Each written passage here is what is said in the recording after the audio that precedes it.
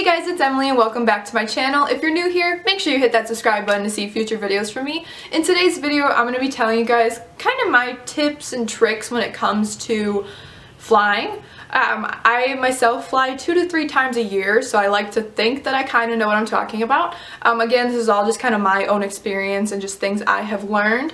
I'm not going to go into detail necessarily about what exactly to bring in a carry-on or a personal item, but I'm going to talk about more of tips and tricks when it comes to actually buying a plane ticket and just kind of tips for when you're actually on the flight itself. So my first tip for you guys is to actually bring a reusable water bottle, just because security does not allow you to bring one yourself that already is filled. So if you bring a empty reusable water bottle, you can fill it up once you're past security, and then you don't have to pay the price of buying water at the airport. So my second tip for you guys is when it actually comes to booking your flight, you want to book it on a Tuesday or Wednesday. Typically I do on a Tuesday just because prices for whatever reason are actually lower on a Tuesday.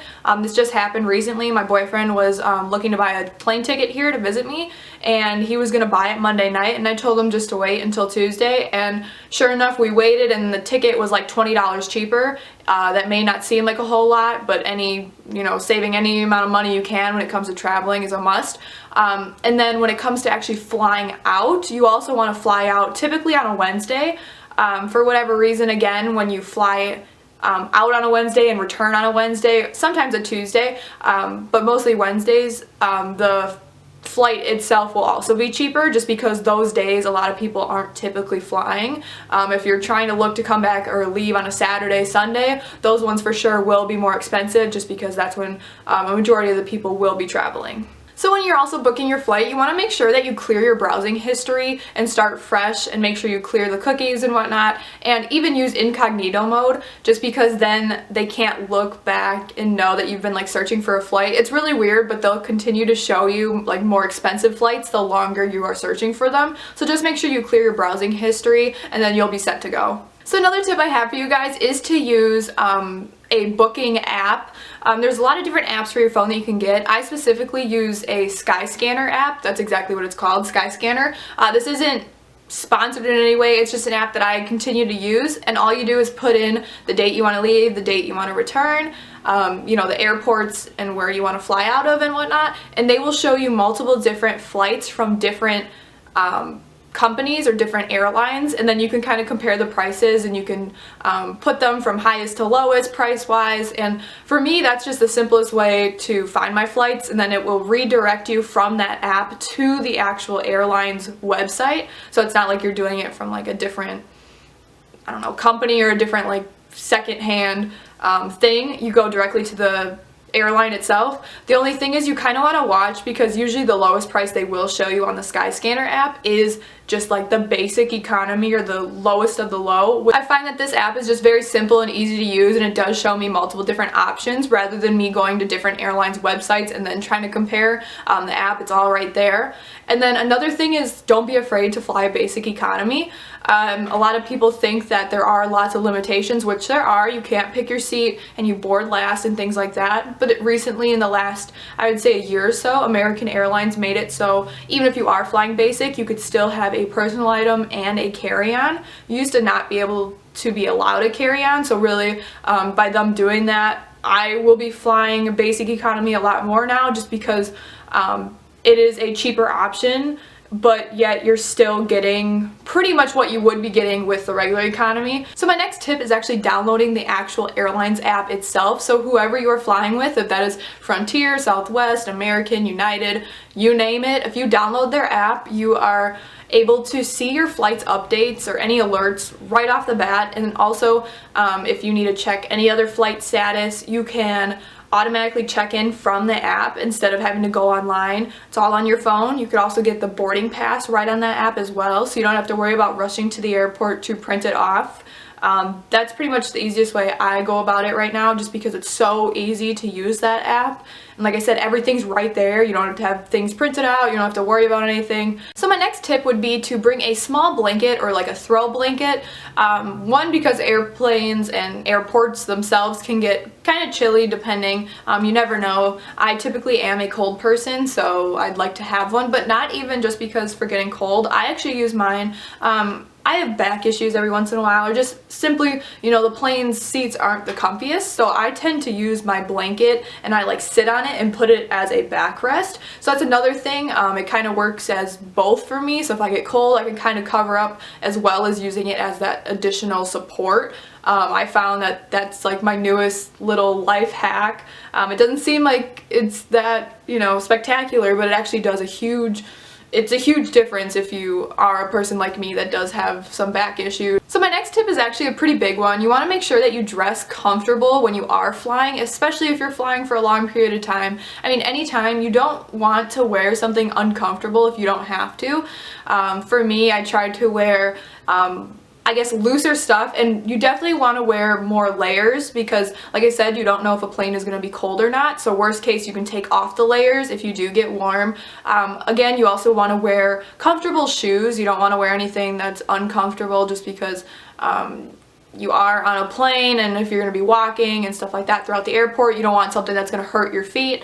I also tend to bring one of the neck pillows. I don't have it here with me, but I tend to also bring that along just because, again, if you want to take a nap or just kind of want to be more comfortable on an airplane. So my next tip is to also prior to you going on your flight, you want to download any music or movies or videos that you want to your phone or to your device. I know that Netflix allows you to download a certain amount of episodes or movies to your phone, and then you don't need to have Wi-Fi in order to watch them. Same with, I use Spotify a lot, and I know a lot of you do as well. You want to make sure you download whatever songs you want or whatever playlist prior to boarding, so that way you can listen to your music. Otherwise, you may be without music your whole flight, and that might suck if you are a huge music person. So my next tip is to bring snacks with you when you're on your flight or just sitting around at the airport. If you have a really long layover, you may be there for a while, and it's way cheaper to have your own snacks with you rather than to buy them. I've been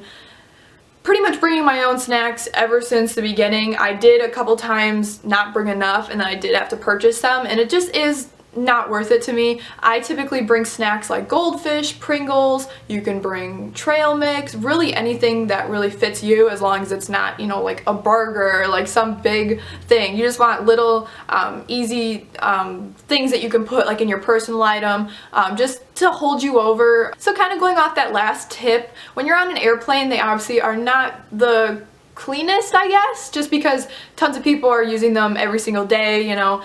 So when you are going to eat, make sure you bring hand sanitizer with you, even if it's just a little one from like Bath and Body Works, something at the dollar store. Really anything is better than nothing. So if you bring a small hand sanitizer, you can make sure to kind of sanitize your hands, maybe like the area or the tray in front of you before you are eating. You also want to bring like some tissues along. They can kind of double as napkins if you really need them, but that's the worst if you're on an airplane and you don't want to get up to go to the bathroom every single time you need a tissue or something, so just make sure that you bring them with you. So this next tip was a game changer for me when it comes to your actual suitcase. If it's a carry-on, which typically carry-ons are designed this way, you want to make sure that you have a suitcase that has all four wheels. It may not seem like a necessity. I used to have a suitcase that only had the two, so you kind of had to lean it back, you know, to push it or pull it along the way throughout the airport. I now have one that has all four wheels, and it's so much nicer to just leave it upright and to like pull it alongside you rather than dragging it. Again, it kind of sounds like something that's not really something you need, but it really is a game changer, especially if your carry-on is a little bit more on the heavy side. And kind of going along with this, you want to make sure that your suitcase is unique. If they're all black, good luck finding yours when it comes to picking your bag up if you are checking it or anything like that. So you want to make sure it's distinguishable from like other people's. Mine is purple, so that's kind of something that stands out because not a lot of people have a purple suitcase. You could also just buy a luggage tag or have some ribbon tied around somewhere, or just something that can, you know, stand out so that way you can find it really easy, and in case it's lost you can kind of tell somebody, you know, it looks exactly like this, instead of just telling them that it's a black bag, because that's not really going to get you guys anywhere. So as I kind of mentioned before, most flights do allow a carry-on and a personal item. The carry-on is usually what goes above you in those bins, and then the personal item usually goes underneath the seat in front of you. The personal item is more the direct stuff that you need, or like the stuff that you need for your flight, like if you need, you know, chargers, headphones, stuff like that. The carry-on is your actual clothes and all that type of stuff that you typically don't need. When it comes to the carry-on, if you don't want to lug or like bring that around with you on the airplane, put it up in the bin and all that, a lot of the times when it comes to actually boarding the airplane, they will ask if certain people want to check their carry-on for free. I typically don't do that just because I personally like to know where my stuff is. I like to have it with me, so I don't really mind carrying it around. But if you are someone that just kind of wants it checked to your final destination and for free, that also is an option that they a lot of times will ask if too many people brought a carry-on and they don't have enough space, or if you just ask them yourself, I'm sure they would be glad to do that for you just because that is less of a hassle for them as well. So my next tip is to keep your ID and wallet handy. You don't want to put it at the bottom of a bag or something where you don't know where it is and then you're kind of like trying to really quick, you know, look for it when you're in line and stuff like that, just because when it comes to actually going through security, you need to make sure you have your ID present along with your boarding pass. Again, you could do that on your phone or whatever, but it's just really easy and simple if you have like some money with you and your ID handy. I have one of these like flip wallet phones, so it holds both my phone and then also like my cards and stuff like that. So this comes really in handy. I believe I got mine off of Amazon.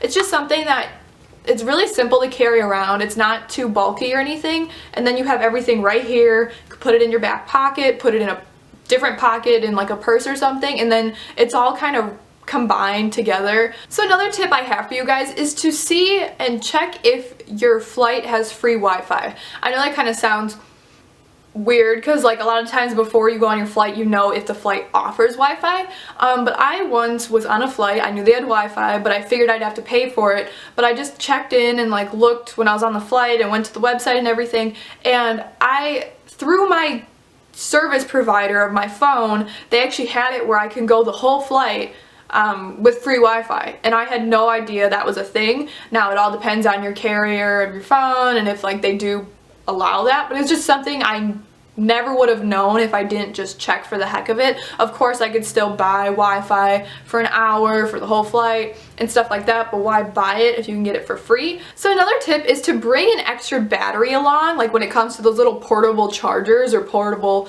batteries for your chargers. A lot of times, especially if you are watching movies on a plane and you're on a long flight, it will drain your battery really quickly. So if you have an extra battery portable charger along with you, can charge your phone whenever you want, and that your phone's not going to die, and then you don't have to worry about that. So my last and final tip is just to bring something on the plane for you to do. If you're not a huge movie person like me, I like to listen to music, but that can only go so far before you get kind of bored.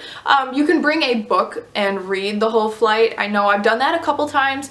As long as you aren't someone that kind of gets iffy about reading and being on a plane. I know some people have issues like in cars and whatnot, but if you don't want to bring a book, you can bring a coloring book or like one of those adult coloring books. I've done that a couple times, and then just bring some like pens along with you. Whatever you kind of like to do. Honestly, I'm thinking about bringing my crocheting stuff on my next flight because I leave in like a month and a half to go to California, so I might do that depending how much room I have in my personal item. But just bring something along that can keep you busy, even if that's just like a notepad and a pencil and you're just gonna like write some quotes or I don't know, just something, or to doodle. It really does help pass the time by if you have something that you enjoy doing. So I hope you guys enjoyed this video. Again, I'm not an expert or anything. These are all just tips that I have from my personal experience of flying.